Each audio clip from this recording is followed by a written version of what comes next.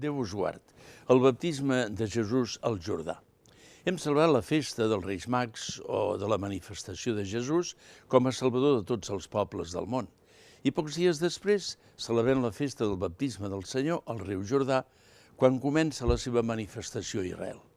Quin és el sentit d'aquesta festa tan propera a l'Epifania?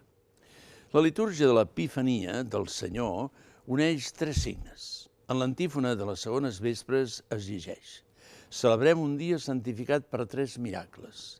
Avui l'estel va guiar els mags al pessebre. Avui, a les noces, l'aigua fou convertida en vi. Avui, Crist, per salvar-nos, volgué ser batejat per Joan en el Jordà. Són tres manifestacions de Crist, tres epifanies, perquè epifania és una paraula grega que significa manifestació. Manifestació als pobles pagans amb els mags. Manifestació als seus deixebles a les noces de Canà. Manifestació al poble d'Israel amb el baptisme al Jordà. El papa Francesc va centrar uns exercicis espirituals de Sant Ignasi de Loyola que donà a ser arquebisbe de Buenos Aires en el concepte d'epifania o manifestació del misteri de Déu en la història de la salvació. El text d'aquestes meditacions ha estat publicat ara en un llibre titulat Ment oberta, cor creient.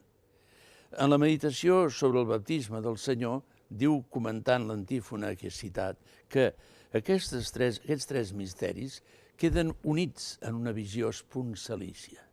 L'espòs és Crist, el Messies, el qual estima la seva esposa, l'Església, i es lliura per ella purificant-la en les aigües del baptisme, fent-la seva. I es parla de noces, no ja sols de prometatges, i es parla de festa de noces, a la qual van convidats que porten regals i que s'alegren amb el bon vi. És l'epifania de Crist, el fill de Déu, que fa seu el seu poble i s'hi uneix amb un amor esponsal. És l'epifania d'unes noces, l'epifania també de l'esposa, la santa i pecadora Mare Església. Tot això passa a ser símbol de la història de la salvació.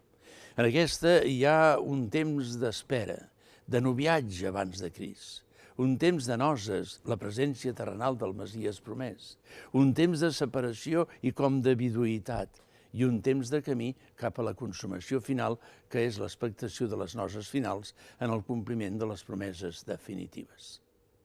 A Israel, i també a molts altres llocs, era i és costum de celebrar les noces amb un banquet, i els profetes d'Israel, sobretot Isaïes, veuen la culminació de la història com un gran banquet, el de les noces de l'anyell amb la humanitat. La seva esposa, diu el llibre de l'Apocalipsi, ja està engalanada.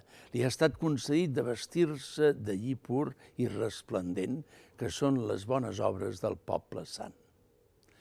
El baptisme de Jesús és una epifania. Per això té molt sentit la seva presència en l'any cristià molt a prop de la festa dels Reis Mags.